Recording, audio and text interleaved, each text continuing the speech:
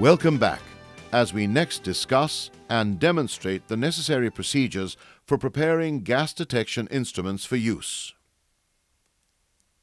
A very important fact that we must state clearly is this.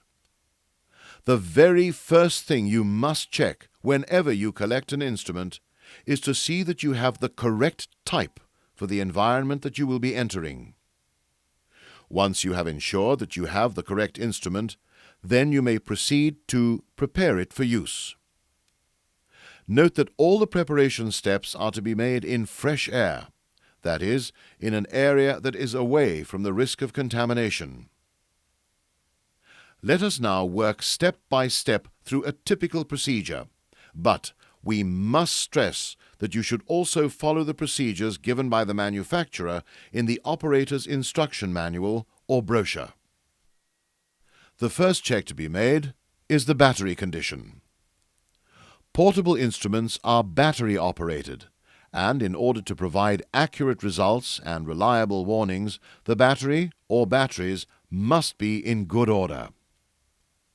Most instruments will display a warning, both visual and audible, when the battery condition is low. The low battery warning usually allows time for the operator to exit the space and have the battery charged or replaced. If a battery is not fully charged before you enter a space, then don't use the instrument. Take it back to your service department for a battery change or charge, or if you are authorized to do so, then fit a fresh battery. Having established that the battery is in good condition, the next step is to perform a fresh air setup. Again, we stress that the manufacturer's operating instructions are followed to the letter. On our demonstration multiple gas instrument, we must select the setup screen. Next, we ask the instrument to perform an oxygen setup by selecting Yes to this prompt. The standard reading for oxygen in fresh air is 20.8%. If your instrument does not display 20.8%, then something is wrong, and further instrument calibration tests will be required. Once the oxygen calibration reading has been checked and reads correctly, then the other readings will automatically set themselves to 0 through the instrument's electronic circuits. This is called a self-initialization.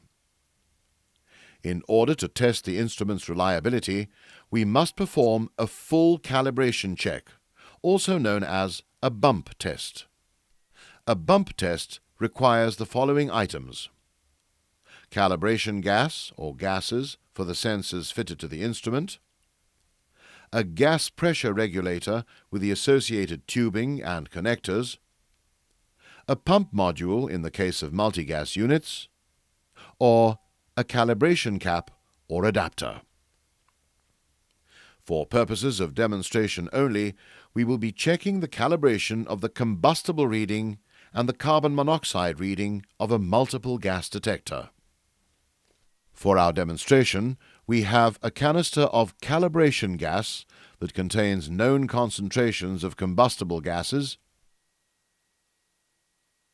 a known concentration of oxygen, and a known concentration of carbon monoxide. The label information also tells us that this canister is suitable for the type of instrument that we will be testing.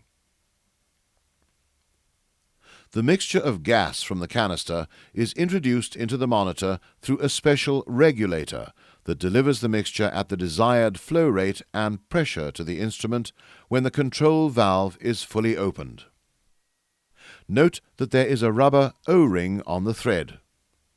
Always check that this is present on the thread and in good order to prevent leakage.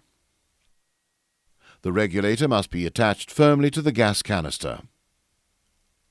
Let's move across to the preparation of the instrument. On this model, we must connect the automatic pump module. On instruments that do not utilize automatic pumps, an adapter cover or calibration cap must be fitted. The instrument is now switched on and allowed to stabilize before we connect the calibration gas supply.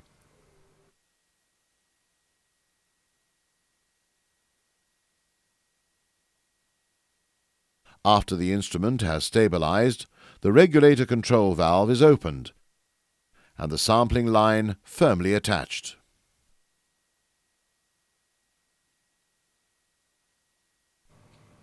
Allow a minute or two for the sensors to absorb the mixture and for the display to settle before taking the readings. The observed readings after stabilization must correspond to the data provided on the canister label. If the readings are within the specified limits provided on the canister label, then the instrument is within spec and may be used within a confined space. This test should be made at the beginning of each day's use. However, if the test results are outside of the stated limits, then the instrument's calibration is out, and further testing by a competent and authorized service technician will be required. The prime purpose of doing such thorough checking is to ensure that the instrument will be reliable. It is totally pointless, not to mention potentially disastrous, to use an instrument that we are not sure about. After the break, we shall be discussing and demonstrating the correct methods of using monitors and samplers.